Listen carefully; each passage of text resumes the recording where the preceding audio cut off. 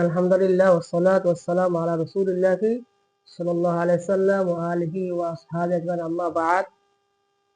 সম্মানিত দর্শকবৃন্দ, আজকে আমি একটা গুরুত্বপূর্ণ বিষয়ে উপস্থিত হয়েছি। বিষয়টি হলো আযানের সময় যে আমরা নবী সাল্লাল্লাহু আলাইহি ওয়াসাল্লামের নাম শুনে আশহাদু আন্না মুহাম্মাদার রাসূলুল্লাহ সাল্লাল্লাহু আলাইহি ওয়াসাল্লাম নাম শুনে আল্লাহুম্মা মাত্তিনি বিস-সামি ওয়াল বাসার কুররাত আইনি বিকা রাসূলুল্লাহ সাল্লাল্লাহু আলাইহি ওয়াসাল্লাম পাঠ করে বৃদ্ধাঙ্গুলের ভিতরে বৃদ্ধাঙ্গুলের ভিতরে চুমু দিয়ে তখন আমরা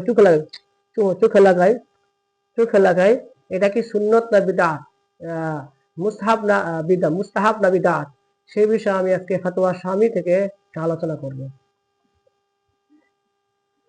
এ ব্যাপারে আবু বকর সিদ্দিক রাদিয়াল্লাহু তাআলা থেকে মুস্তাদ দাইলামিতে যায়িফ সনদে একটা হাদিস বর্ণিত হয়েছে। যাই হোক, আমি ফতোয়া শামীর ইবারত বল ইসতাহাব্বু আন ইউকালা ইনদা সিমাল উলা মিন আশ-শাহাদাতি সাল্লাল্লাহু আলাইকা ইয়া রাসূলুল্লাহ সাল্লাল্লাহু আলাইহি ওয়াসাল্লাম। মুস্তাহাব হলো আযানের সময় প্রথম শাহাদাত বলার মধ্যে সাল্লাল্লাহু আলাইকা ইয়া রাসূলুল্লাহ বলা।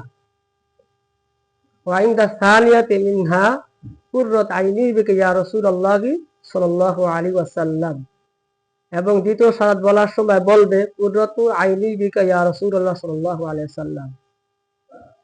অতঃপর সুম্মা ইয়াকুলু আল্লাহুম্মা মাত্তিনি বিস-সামি ওয়াল বাসার বাদা ওয়াদি'i যাফরাইলি বাহামাইনি আলাল আইনাইনি ফাইন্নাহু আলাইহিস সালাম। অতঃপর নিজের বৃদ্ধাঙ্গুলির নখে কি করবে? চুমু খেয়ে সিও চোখ উদয় মাসাহ করবে, রাখবে এবং এই দোয়াটি পাঠ করবে। চোখের উপর রেখে এই চোখের উপর রাখতে হবে, রেখে আল্লাহুম্মা মাত্তিনি বিস-সামি ওয়াল বাসার পড়বে। এবং এই ফলে হুজুর সাল্লাল্লাহু আলাইহি ওয়াসাল্লাম তাকে নিজের পিছনে পিছনে টেনে বেহেশতে নিয়ে যাবেন। হুজুর সাল্লাল্লাহু আলাইহি ওয়াসাল্লাম বলেন ফাইন্নাহু আলাইহিস সালাম ইয়াকুনু কাইদান লাহু ইলাল জান্নাহ।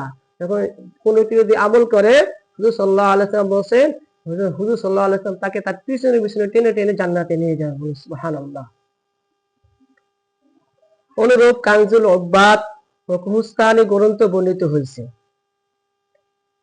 যে ব্যক্তি আযানে আশহাদু আন্না মুহাম্মাদার রাসূলুল্লাহ শুনে স্বীয় বৃদ্ধাঙ্গুলি নখ চুম্বন করে, আমি তাকে আমার পিছনে পিছনে টেনে বেহেশতে নিয়ে যাব এবং তাকে বেহেশতীদের কাতারে অন্তর্ভুক্ত করব। বলুন সুবহানাল্লাহ। এর পরিপূর্ণ আলোচনা বাহরুর রায়ক এর টিকায় ফাতুহার রমণীতে আছে। বলুন সুবহানাল্লাহ।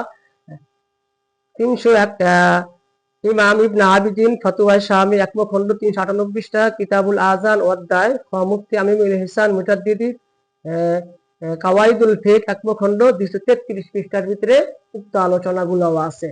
অতএব অবশ্যই আমরা হুজুর সাল্লাল্লাহু আলাইহি ওয়াসাল্লামের নাম শুনে, বিশেষ করে আযানের সময় হুজুর সাল্লাল্লাহু আলাইহি ওয়াসাল্লামের নাম শুনে আমরা বৃদ্ধাঙ্গুলিতে চুমু দিয়ে আমরা কি করব?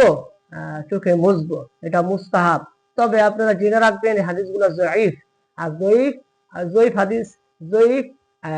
হাদিস দিয়ে মুস্তাহাব সাব্যস্ত হয়। উলামা হানাফ সহ উসুল যারা উলুম মুস্তালাহ হাদিসের ইমাম ছিলেন, তাদের ভিতরে অধিকাংশ উলামায়ে কেরাম একমত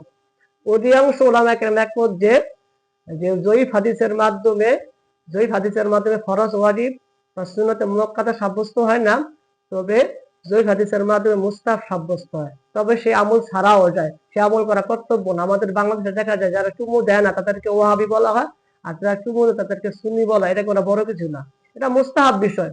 মুস্তাহাব আমল ছাড়াও যায়, করাও যায়।